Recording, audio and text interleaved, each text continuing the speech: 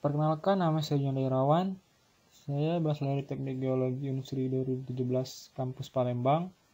Kali ini saya akan mempresentasikan hasil ujian tengah semester saya dari mata kuliah mitigasi bencana geologi yang berada di lokasi pemetaan saya, yaitu Kecamatan Cigemblong, Kabupaten Lebak, Provinsi Banten. Untuk ketercapaian lokasi pemetaan saya secara administratif berada di Kecamatan Cigemblong, Kabupaten Lebak, Provinsi Banten, dengan luasan sebesar 9x9 km. Di mana lokasi pemetaan saya ini apabila dari Kabupaten Lebak itu berjarak sekitar 44 km yang dapat ditempuh sekitar 1 jam 44 menit dengan menggunakan kendaraan bermotor. Untuk kondisi kependudukan di lokasi pemetaan saya memiliki jumlah kepala keluarga yaitu 680 yang terdiri dari 24.064 jiwa dan terbagi menjadi 12.859 jiwa penduduk laki-laki dan 11.205 jiwa penduduk perempuan. Pada kecamatan ini juga memiliki fasilitas umum berupa taman kanak-kanak berjumlah 9, sekolah dasar berjumlah 21 yang terbagi menjadi negeri 19, swasta 2, sekolah menengah pertama yang berjumlah 9 yang terbagi menjadi negeri 4, swasta 5. Selanjutnya ada sekolah menengah atas yang berjumlah 4 yang terbagi menjadi negeri 1 dan swasta 4. Untuk di kecamatan ini juga terdiri dari pasar yang berjumlah 1 dan minimarket berjumlah 3. Untuk di sekitaran kecamatan ini belum terdapat akses kesehatan, rumah sakit maupun puskesmas. Untuk rata-rata kependudukan di Kecamatan Cigemblong ini bekerja sebagai petani dan berkebun, sehingga dapat ditemukan banyak lahan-lahan pertanian maupun perkebunan yang beragam. Contoh dari perkebunan yang dihasilkan dari kecamatan ini yaitu ada kopi, karet, kelapa, cengkeh, aren, dan berbagai jenis buah-buahan. Setiap desa ini juga sudah memiliki lahan panen yang cukup luas dengan jumlah produksi yang cukup banyak. Untuk kondisi geomorfologi dari pemetaan saya ini, berdasarkan analisis yang dilakukan menggunakan data DEM, dapat diketahui bahwa lokasi pemetaan saya ini memiliki elevasi 350 sampai 950 mdpl berdasarkan klasifikasi Widyatmanti termasuk ke dalam perbukitan hingga perbukitan tinggi.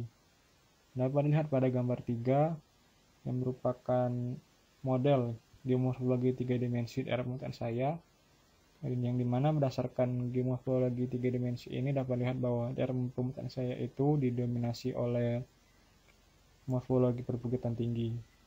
Sedangkan untuk morfologi perbukitan itu dapat dilihat pada arah tenggara pada daerah pemetaan saya.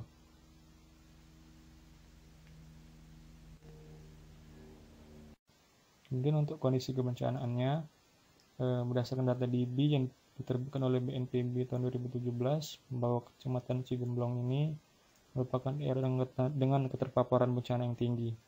Bencana yang pernah terjadi di kecamatan ini meliputi banjir, keringan, tanah longsor, cuaca ekstrim, tsunami, gempa bumi, dan kebakaran hutan. Sedangkan bencana dengan indeks ancaman dan indeks penduduk terpapar tinggi adalah bencana tanah longsor dan kekeringan, yang disebabkan karena daerah ini memiliki morfologi berupa perbukitan tinggi, sehingga penduduk yang tinggal di lereng dan punggungan bukit ini berisiko tinggi untuk terdampak atau rentan terhadap bencana tanah longsor ini. Sedangkan bencana kekeringan ini disebabkan oleh daerah pemetaan saya ini memiliki aquifer dengan produktivitas yang kecil dan ketersediaan air tanah yang langka, yang disebabkan karena litologi penyusunnya berupa batuan beku, batuan metamorf, dan batuan gamping, termasuk ke dalam batuan impermeable. Ini dapat dilihat pada tabel 2 bahwa indeks ancaman dan indeks penduduk terpapar bencana longsor ini termasuk ke dalam tinggi dan kelas dominan ancaman itu sedang.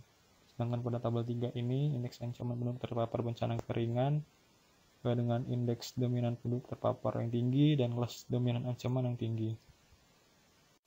Kemudian untuk mitigasi bencana yang dilakukan pada bencana longsor dan kekeringan, Untuk tanah longsor sendiri, yaitu mitigasi yang dilakukan yang pertama, menghindari membangun rumah, fasilitas umum, dan pemukiman di daerah yang rawan terjadi bencana.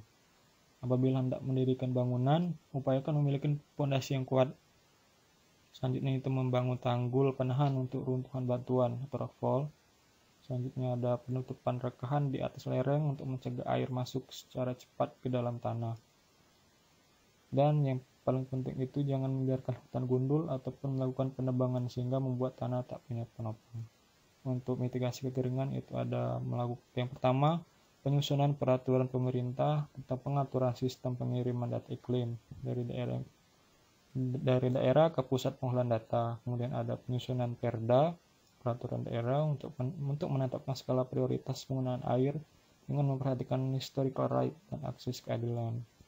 Selanjutnya ada pembentukan Pokja atau posko kekeringan pada tingkat pusat dan daerah, dan penyediaan anggaran khusus untuk pengembangan pada daerah-daerah yang rawan kekeringan. Kemudian ada memberikan sistem reward dan punishment bagi masyarakat yang melakukan upaya konservasi dan rehabilitasi sumber daya air dan hutan. Untuk peluang asuransi di lokasi pembukaan saya itu dapat dilihat dari kerentanan bencana yang sering terjadi, yaitu bencana tanah longsor. Maka perlu adanya asuransi tanah longsor untuk menjamin apabila terjadi bencana ada asuransi yang dapat mengganti kerugian. Pada asuransi ini dibagi menjadi 3 wilayah suku premi, yaitu wilayah 1, wilayah 2, dan wilayah 3. Wilayah 1 ini merupakan wilayah Sumatera dan kepulauan di sekitarnya. Sedangkan suku premi wilayah 2 ini yaitu DKI Jakarta, Jawa Barat, dan Banten. Sedangkan wilayah 3 ini merupakan wilayah di luar wilayah 1 dan wilayah 2. Untuk Banten sendiri termasuk ke dalam suku premi wilayah 2 dengan bencana tanah longsor memiliki nilai suku premi yaitu 0,08%. Sehingga dapat dicontohkan seorang warga di Kecamatan Cigomblong itu mengasuransikan bangunan atau barang pribadi dengan nilai 200 juta. Maka untuk menghitung biaya premi asuransinya itu menggunakan rumus premi total. Nilai dari suku premi tadi 0,08% dikali dengan jumlah barang atau bangunan yang diasuransikan, yaitu mempunyai nilai 200 juta rupiah. Sehingga dapat dikalikan menghasilkan nilai 16 juta rupiah. Itu adalah biaya yang harus dibayarkan untuk asuransi per tahun. Sedangkan apabila ingin dibayar per bulan, maka dibagi dengan 12 bulan. Dengan nilai yang dihasilkan yaitu 1.333.033 rupiah per bulan. Itu apabila ingin dibayarkan per bulan. Mungkin sekian pemaparan hasil ujian tengah semester saya. Mungkin apabila ada kesalahan atau kerancuan kata, saya mohon maaf dan Allah saya mohon ampun. Saya akhiri. Assalamualaikum warahmatullahi wabarakatuh.